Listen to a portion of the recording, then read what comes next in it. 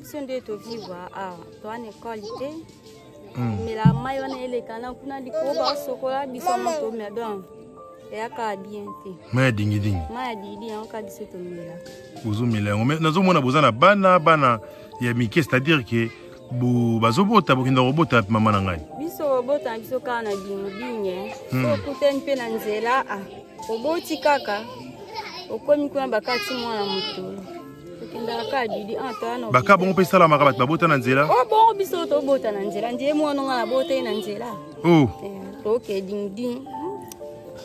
Osike le donc na boti ka na nzela to komi hôpital. Mais est-ce que maman vous en allez lobater à koloba parce que peut-être ba kondi ya mboka ba yebi na bango koto te. Fantastique info ayi. Ba ba onka na tonga élection ba ka pour voter bango. Parce que na moni za mboka munene na moni bozana terrain. Lobani okoloba na bango surtout ministre du développement rural. Oui, c'est quelque chose pour Bino, vous vendez un million. Tu vois, pour ça, basta la biso hôpital, l'école, bana bakenda ati dingi yanda bakati dingi nangamba ba konkuna bana ba ok kuna msuku na forcer. Mwana boy ne ko kende, na kende te distance le kimi.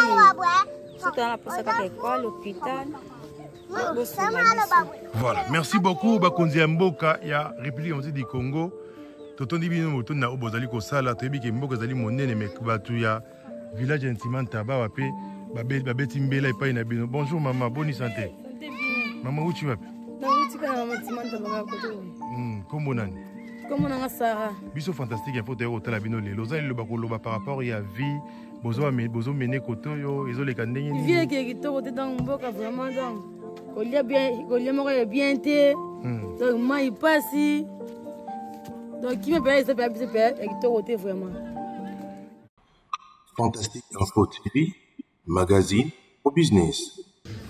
Voilà, c'est parti, très cher abonné de Fantastique Info Télévision. Trovi Fantastique Info, Azali ko promouvoir toujours milliers rural, la Katambo Nabicho, la République démocratique du Congo. Vous allez la commune en Célé, c'est les soutiens à la quartier Kinko l'été, quartier Kinko, les soutiens à la Daipente, Célé et Sukipe, Kaka. Na plaza te kasi c'est les alliés qui continuent. Alors awa naza na quartier oyo na rolinga un peu bo meka koyeba ngo bino moko bandeko bazala meko lobana ngai soki tozali ba mbote ndeko mbote pa bonne santé na oma. Voilà meka oyebi se balandi ya Fantastique Info bazotala de partout kombo na onani na komona bukaka alors ndeko bukaka awa ngai na to telemi na mboka nini na timanta bana komina ntili. Voilà yo salimbu la boni bando yo na dira obutanya azala toza ba jeune to moni bazali belé to meka un peu ko solana bango po ezala malamu na ndima mwezo kende mbote papa mbote papa bonne santé pena kitoko kombo nani kombo papa Ngonza. Voilà papa Ngonza. Oui. Alors mais quand un peu ko rappeler balandi ya Fantastique Info ngana to telemi wapi awa to telemi na commune Ntimantaba. Na commune Ntimantaba. Village Ntimantaba. Alors mais quand un peu ko lobela balandi ya Fantastique Info télévision bazotalo de partout village Ntimantaba ezali un peu na référence pour mutako wa pe biloko ni ya malamu ne mabe ezali awa. Bon biso pena biloko malamu pena quel pena bien ezate penda. Donc nous tout ça na pasi kaka. À partir ba pont ba mai bon kolia donc difficulté nzela donc nous sommes pas pena pour na biso pena koto. Voilà yo comment qui occasion ni pour nous vendre na village Ntimantaba. Mais lokola eza mabele ba koko na biso. Ya netindeka to vanda koto. Ezamboka ba te koloni. Baumbu. Alors mais un peu ko tali ça ba difficulté d'une manière avec beaucoup de précision où ils ont mis na kati ya mboko. Bon. Biso apasi awa eboso eza maya komela. Eni balenzela. Umenga mo maya dingi wana. Mai wana donc to mela ngoka donc tire to mela mais eza mai moko ya komela te. Po eza mai moko eza be fexé belé. To mela ngoka na pasi. OK. Ba maladie, ba malaria, mabumuko soa donc ils peut se passer na mai wana. Et puis ça passe ata forage ezalité. Le côté awa na mboka awa neto vandi boy. Voilà, na meka pe ko solo la. Na bande ko mususu bazali awa pona ko talisa un peu. Ndenge nini masolo ezali koleka wa aigle jaune mbote nao. Voilà, balobi ozali natif ya mboka Ntimantaba. Tolinga un peu mikolobela un peu bilanga awa. Est-ce que bilanga besala ma awa na Ntimantaba to bozaka mingi na makala? Bon, biso toza mir na nyonso. Mais tozangi nde bibunde. OK. Tosala pe ba jardin. Makala pe tosala mais ba jardin tosala kana makasi ya biso moko. Ndeti na ko sala ka mo etandia mukie kwa bibunde lezate. C'est que senga bibunde. O toko sale. Alors nga la moni banda ko to meka pe na so toko télémana s'il vous plaît to meka pe aux appuis paysage et monana. Pour les koto yo moi paysage zo sala awa sala moi kito wala ba mona. Alors yo botami na kata ntima tabato yaki pe ka koya. Nga pe na yaka koya mais ezaka mboka bakoko na biso. Voilà mboka bakoko na bino. Alors yo yaki na occasion ni pour comme ntima taba pe na neni. Bon. Na ya kala anende na ko bosa mi na ya vraiment kala. Do banda bo mwana. Ti na boteli pe na mboka o. Wow, botomine boti pe na kata mboko. Est-ce que il y a des écoles na kata ntima taba? Exact. Mboka nini ya munene za pembeni ntima taba o yeba na makasima. Ezaka dingi dingi. Na dingi dingi. Donc sur la presse ta dingi dingi au koti au komi na ntima taba. Alors parlons un peu na ba hôpitaux, est-ce que vous êtes un hôpital moko wa munene, vous avez ba école, donc tous attendent eloko moko ya bien te. Ata wenziza te. Donc to vivre kaka tokoloba lokola banyama. Nzambe kaka. Soki lelo yo pasi moko ya danger dingi dingi. Siko dingi dingi eza musika. Donc ko kuta pe na kamo ya mabepe mutakomi pete. Oh là là, donc attends-moi des anciens mouké ezalité. Exact. École ezalité. Donc passe. Voilà, très chers abonnés de Fantastique Info Télévision, dans une salle vidéo pour nous retaler un peu bandeko nyonso oyo parce que nous devons penser iloba maman présidente Yayim Nodoué to meka rotala bisika to totala la bamboka na biso.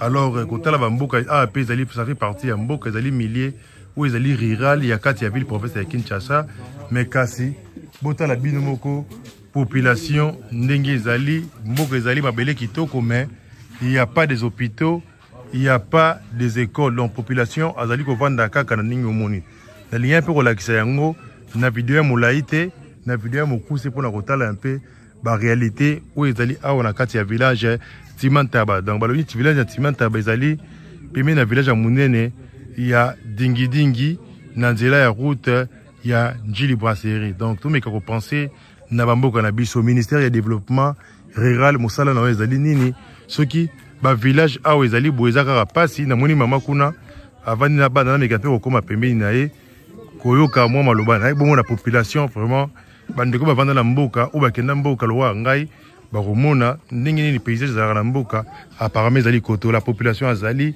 la vie ezali mais population azali koloba mbote mama Mbote papa. Boni santé. Santé kitoko papa. Kombo nani mama? Kombo na mama Marie. Mama Marie, ah toza na mboka nini? Oto ana Timantaba. Le Fantastique Info Télévisé kotala bino pona koyebisa kotalisa na etando inene ndenge ni bo vivaka. Liloba ni koloba par rapport ya descente na biso. Manza ngali kamba loba te po nyas tukula leka mobile da sa yebisi. Abisi nde to vivre to ana qualité. Mais la mayonnaise elle est kana kuna likoba sokola biso moto medon. Ya ka bien te. Maya dingi dingi. Maya didi en ka biso to mela. Bozo melango. Mais nazo mona bozana bana ya mike, c'est-à-dire que bo bazobota bokinda robota mama na ngai. Biso robota biso kana dingi. So kuten pe na nzela oboti kaka. Okomi kuna bakati mwana mutu. Okenda ka didi antana. Baka bon pe sala maka babota na nzela. Oh bon biso to bota na nzela. Ndiye mwana ngala bota na nzela. Oh. OK dingi. Usike leki donc na botika na nzela to comme l'hôpital. Mais est-ce que maman vous en allez lobater à koloba parce que peut-être ba kondi mboka ba yebi na bango koto te. Fantastique Info ayi. Ba onka na tonga élection ba yaka pour voter bango. Parce que na moni za mboka munene na moni bozana terrain. Loba ni okoloba na bango surtout ministre du développement rural. Oui, sengeli ko sala quelque chose pour na bino bo vendre ba millions.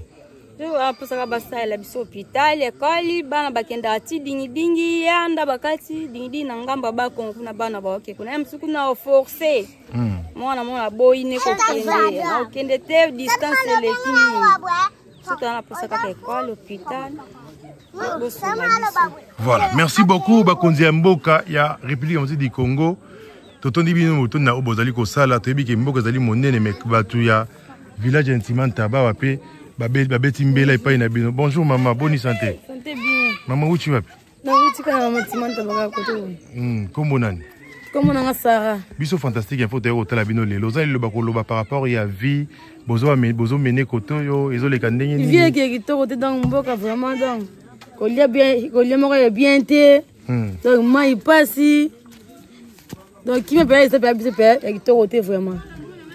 Voilà, namoni maloba o bolobi bino nyonso yango et l'axi ba konzi ya mboka bosala quelque chose. Fantastique info na loba ngai ndeko Lucien Bokit nazali ambassadeur de la terre na kitara ba milliers oyo ezali rural pour na kotalisa un peu situation ndenge ezali pour na ba konzi ya mboka na biso basala quelque chose afin que développement kotama. Ngana kiti na musika kotalisa bino réalité ndenge ezali bosala botala kotoyo bon il y a hôpital ezali te. Parlons même pas des hôpitaux, il y a hôpital à Tamoko Tezali, il n'y a aucune école, mais vous voyez la vie. Moi, je suis à cause de la ministre, à cause de la Moutamayele, et c'est qui va encadrer, mais nous avons encadré l'école les alités. Ça fait tellement mal, mais nous encourageons tout le couteau, le bateau, l'embâté, nous avons des centres d'habits, Tiboro, Bungisa, pour ne pas la malade, dans la poste de développement quota, Yango, oh, n'a pas Sabino, Mabongo. Pour partager vidéo, beaucoup de ministre du développement rural, ministre de l'agriculture, ministre de notre développement, bota la koto moni total liboso kuna zo mona bazame matin na terrain il y a pas les mains il y a pas encadrement zalité ce sont des vies perdues awa et sengeli ko sala quelque chose pour na développer mes karokota na kati ya mboka na biso awa na village Ntimantaba. Donc mbalona liboso kotala biso to sengi na yo o s'abonner partager vidéo na bandeko nyonso o balanda biso afin que mboka kota wa Ntimantaba et mega koto mama mese na moni otalinga mingi na moni salinga passe ozali loba koloba pona mboka na biso tozali awa kombo nani d'abord kombo nanga Denzo maître Denzo olobi nini biso ara pasi ba mai ezate banzele ezate donc moya mai osala ezate surtout belia to na hôpital musika. Mais est-ce que bino lokola ba jeune bo sala rappel fort beaucoup mettre ma lettre na lingala tana ataka na big na papier ya kai bo cotisation ata na ministère ya développement rural bo komeli bango ataka bongo na lingala kendo biso zali koto lingi bo sala rappel fort wana te. Oh, babiro na bango eza na ville na boyebi te. Non, biso na biro na boyebi koma na biso. Toza makasa okome na babiro na bango. Toza niveau na te. Yo bo sala biso grâce. Kayo ni ngoja boye eza mino tozo solution pe bani ko peta pe ki mabe na mboka pe sote bana pa yo mo muto bo filme. Pe yo me po to pe solution pe abiso pe bani. Ma pon moi courant moi école moi hôpital pharmacie pe to la be bani. Voilà, toloba Ngamunyanga jidu munyanga tange Congolais. On a taillé si passe la moka o nchiki ate wenze ate bon. Pharmacie pe ate ba nchiki ba na Congo ba ni tala ka to no pembe ni kaka na. Tala depa na kisasa ba ni pense ya ngwa depa na dinga meto kemba fa o lukabilo ke le kisa dinga. Ngaku na lemi mo kamera na tajia wa. Ngaku na tajia ya tout père. Donc j'ai daté donc yo ko zo taxi o kende rapi taxi ko ma ate ko to. Donc il me permet na kisasa ka awa. Merci beaucoup. Na ebité na lazalo ba ko bakisa pour na développer. Wala munyanga ni mtalo bakisa. Solo yo za mtamboko te mtamabwe kuna. Oye koto. Na betika tout. Betika tout, parce que maman du jimbote hein. Voilà. Voilà, très cher abonné des Fantastiques Info Télévision, vous partagez vidéo, vous la population des autres souffrir. Maïna Mokongo, moi na Mokongo, maman bomoni kuna. Donc ça fait tellement mal. Mais tout ça nous partager vidéo pour le développement côté na mboka na biso. Les Ali Mongongo et votre humble serviteur, ambassadeur de la terre Lucien Bokit, Oyo, na kita kibongo na commune en Sélé, côté rural, ou peut-être bourgmestre à commandant nous pété, to yebité, na bi kata je lemso à comment, mais biso to ya kota lisabino pour na développer kota. Nzamba pa molabino, to kutani mbala ya sima, na lobby bye. Fantastique Info TV, magazine au business.